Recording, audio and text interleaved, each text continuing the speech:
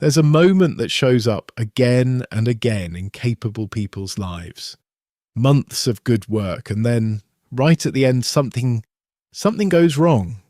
The application never gets sent. The deadline gets missed by a day after being early for weeks. A fight starts the night before the interview. The project that was almost finished sits at 90% for a year. From the outside, it looks like bad luck or bad timing or a sudden loss of discipline. From the inside, it feels like a fog that rolls in at exactly the wrong moment. It isn't any of those. It's a pattern with a shape, and the shape is specific. The closer you get to the thing you want, the stronger the urge to pull away. Not weaker, stronger. In the last video, we looked at 3 ways capable people stall out. The last one, preparation that quietly works as avoidance, was the mild version of something sharper. This is the sharp version. This is what happens at the finish line, and why the finish line is exactly where it happens.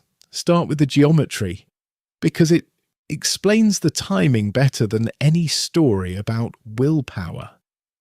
In 1944, the psychologist Neil Miller ran a now classic set of experiments with rats in a runway. A rat trained to expect food at the end pulls toward it, and pulls harder the closer it gets. A rat that once got a shock there pulls away, and also pulls harder the closer it gets. Nothing surprising yet. The surprising part is what happens when both are true at once. When the same spot holds a reward and a threat. Miller measured the pull in each direction at different distances and found that the two don't rise at the same rate. The avoidance pull climbs more steeply than the approach pull as you close in. Far away, the reward dominates and you move forward easily. Close up, the avoidance curve crosses over the approach curve and the net force flips from go to stop. That crossover is the finish line of almost anything that matters. Far from a goal, the upside is what you see. Near it, the downside, exposure, judgment, the possibility of finding out you're not as good as you hoped, starts to loom larger and faster. The situation hasn't changed. Your distance to it has. And the distance is what drives the feeling. This used to be a theory built on rats and runways. As of this year, it isn't only that. In a 2026 study published in Nature Communications, researchers recorded directly from inside the brains of 20 patients while they played an approach avoidance game. Moving toward rewards guarded by a threat, essentially Miller's runway in digital form. A network spanning the hippocampus, amygdala, and prefrontal cortex ramped up as people approached and dropped as they backed away, in real time. I want to be careful here. That study maps the circuitry of approaching and avoiding in general. It is not a brain scan of someone torpedoing their own promotion.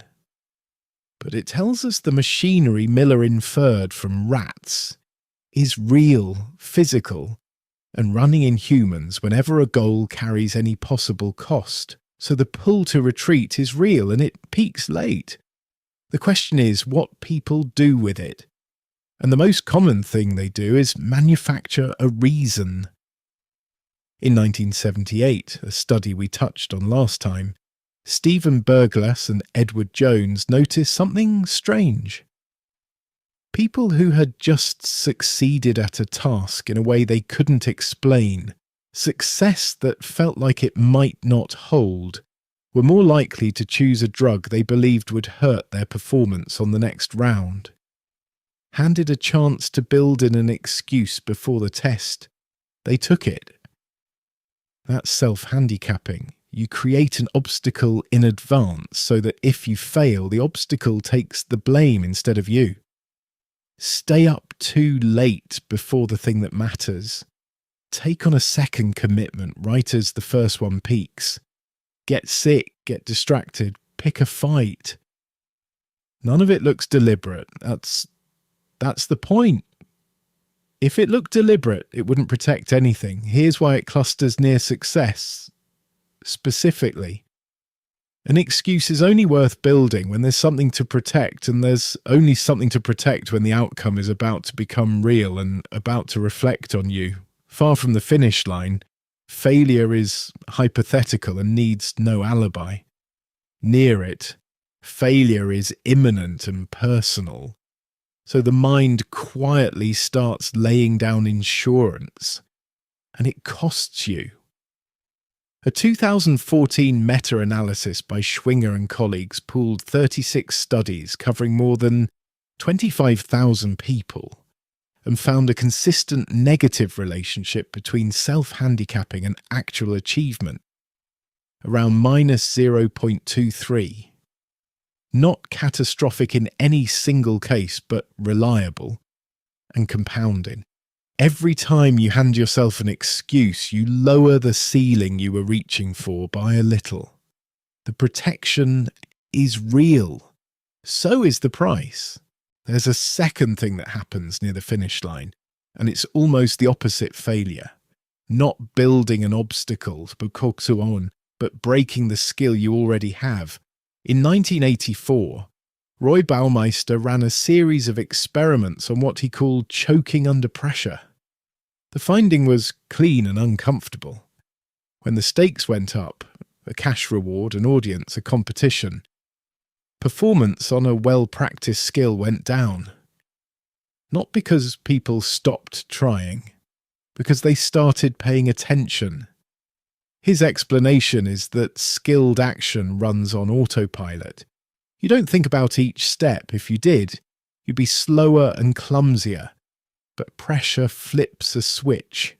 Suddenly, the thing you've done 1,000 times feels like it needs supervising, and you begin monitoring your own execution consciously.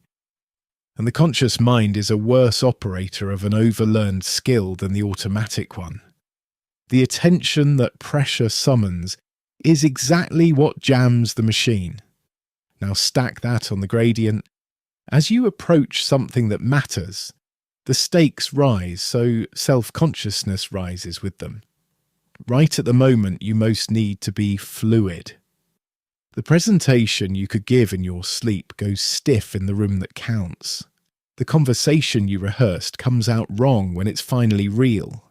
It isn't that you didn't prepare, it's that arriving at the moment you prepared for changes, how your attention behaves. Between the two, handicapping and choking, you get a strange picture. The person who is most capable, most exposed at the end. And that isn't an accident either, because the finish line is where an outcome stops being about the task and starts being about you. Last time we talked about contingent self-worth, the way a life spent being the capable one can fuse your sense of value to being good at things. When your worth is staked on competence, an unfinished project is safe. A finished one is a verdict. As long as it isn't done, you can still believe it would have been brilliant. The moment it's out, you find out, and so does everyone else.